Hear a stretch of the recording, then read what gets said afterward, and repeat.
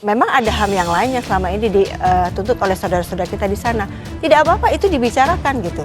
Jadi apapun persoalannya itu dibicarakan, termasuk tim investigasi HAM yang dibentuk pemerintah kan juga ada. Nah, apapun progresnya itu disampaikan.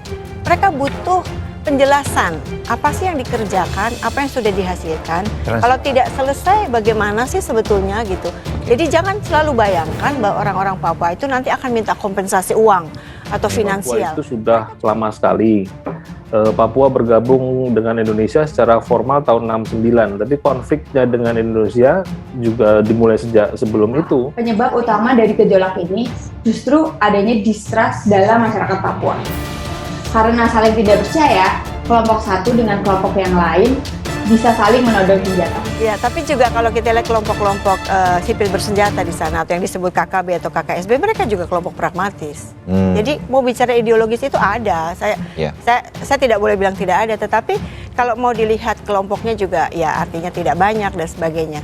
Tapi soalnya sebenarnya bukan ke mereka mau merdeka atau tidak. Kenapa mereka mau merdeka itu kan kita tidak pernah bahas. Beliau canangkan itu untuk memikirkan jauh ke depan kan.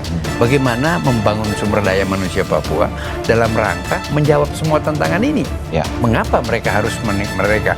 Sekarang kalau kita lihat merdeka secara ideologis, yes, Ibu Adriana bilang ada.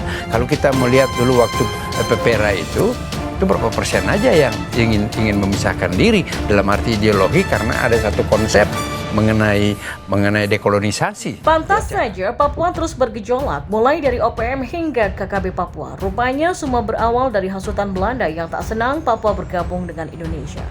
Pemberontakan yang dilakukan oleh beberapa penduduk Papua memang bukanlah hal baru. Pasalnya setiap tahun kita sering mendengar cerita bergejolaknya Papua terus bersama teriakan Papua Merdeka. Rupanya cikal bakal pemberontakan ini sudah ada sejak zaman Belanda. Hal itu pun disampaikan sendiri oleh mantan pemimpin organisasi Papua Merdeka atau OPM Nicholas Jowe. Nicholas Jowe awalnya adalah seorang pemimpin OPM yang menyuarakan kemerdekaan Papua. Namun pada akhirnya dia memilih kembali bergabung dengan Indonesia, kemudian ia juga menceritakan awal mula pemberontakan di Papua. Dikatakan bahwa Jowe juga merupakan pemimpin Papua yang menjadi wakil ketua Dewan Nugini dan mengatur koloni Belanda. Semua berawal pada saat kemerdekaan Indonesia tepatnya 17 Agustus 1945. Pada saat itulah Belanda membungkam kabar kemerdekaan Indonesia agar warga Papua tidak mengetahui hal itu. Dan menurut Jowe, kemerdekaan yang diproklamasikan oleh Soekarno-Hatta dirahasiakan oleh Belanda, bahkan orang luar dilarang berbicara dengan orang Papua saat itu. Bahkan Belanda juga menghasut agar orang Papua memusuhi Indonesia dengan mengatakan mereka adalah ras yang berbeda, yaitu orang Melayu. Belanda bilang, kamu itu orang Papua, mereka Melayu bukan bangsa kamu. Belanda sengaja bikin ngana supaya permusuhan dengan Indonesia timbul, kata Jowe. Dan untuk meyakinkan Papua, Belanda lantas menjanjikan kemerdekaan kepada Papua. Dan untuk melancarkan hal itu, mereka memancing orang asli Papua untuk membuat organisasi militer baru dan melawan Indonesia. Kedekatannya dengan pemerintah Belanda menjadikan Nicholas orang kepercayaan. Dia pun akhirnya membentuk kelompok militer kecil. OPM lahir bukan dari keinginan bangsa Papua, tapi pikiran beberapa orang serdadu. Semua orang Papua tidak tahu OPM dibentuk oleh suatu golongan kecil. Awalnya adalah Korps Sukarelawan, kata Nicholas.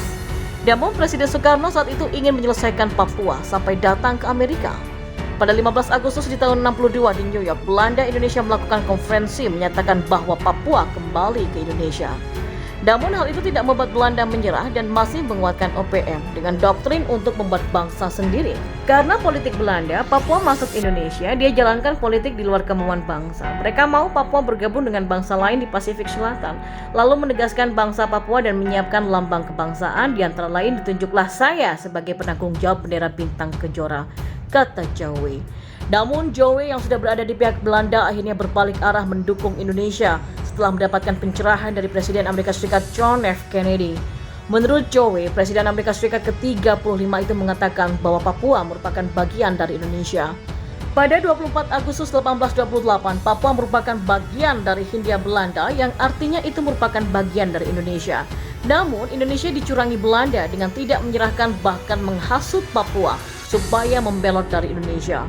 Alhasil, Jowe pun membelot dan kembali ke pangkuan NKRI, bahkan menjadi tokoh pro-Indonesia sebelum meninggal dunia. Jowe kembali ke Indonesia setelah menemukan fakta sejarah bahwa Papua memang merupakan bagian dari Indonesia. saya harus kembali ke Republik Indonesia dan saya kembali pada tahun 2007, ujar Joe. Alami penderitaan saat menjadi anggota KKB, satu persatu anggota KKB Papua tobat dan kembali ke NKRI. Satu persatu anggota KKB Papua memilih kembali ke NKRI. Mereka mengaku saat aktif menjadi OPM mengalami penderitaan.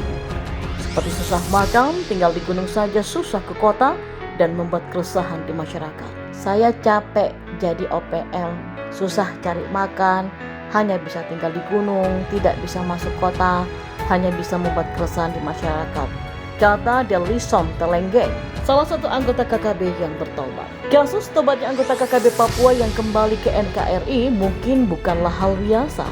Pasalnya banyak kasus anggota KKB Papua yang akhirnya bertobat dan pilih kembali ke NKRI. Mereka, mantan anggota KKB Papua, juga menceritakan alasan mereka mengapa ingin kembali ke NKRI. Ternyata sebagian mengalami berbagai masalah saat bergabung dengan kelompok kriminal itu. Salah satunya seorang mantan anggota KKB Papua yang tadi bernama Delison Telenggeng yang baru saja bertobat dan keluar dari komplotan KKB pimpinan Puram Wenda.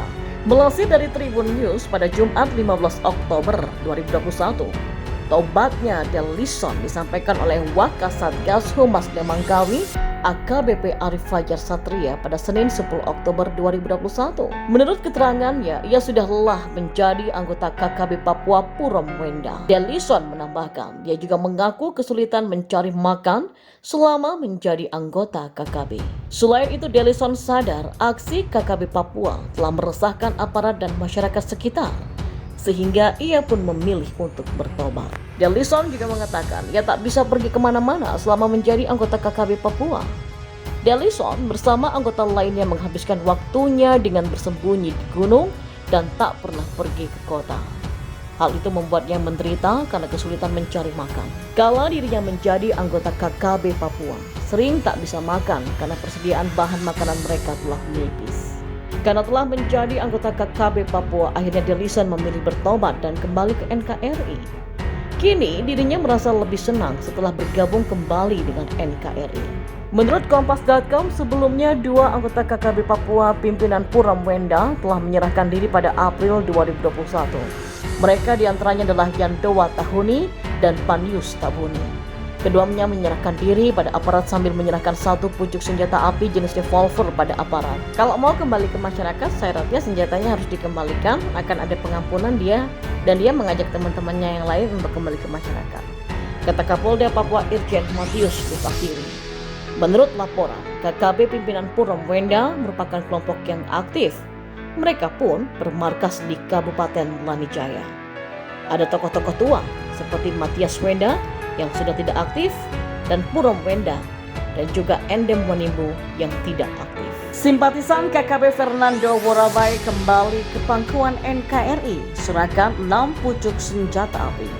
Sebanyak 2 anggota simpatisan kelompok kriminal bersenjata atau KKB Papua pimpinan Fernando Worabai kembali ke pangkuan NKRI. Mereka menyerahkan 6 pucuk senjata api rakitan ke kantor unit Intel Kodim 1709YW dan Rem 173 PVB Brigjen TNI Iwan Setiawan mengaku telah menerima penyerahan ke-6 pucuk senjata beserta peluru dan barang bukti lainnya, termasuk bendera Papua Merdeka Bintang Kejora dan dokumen yang diserahkan kedua simpatisan yang berinisial EW dan EJR.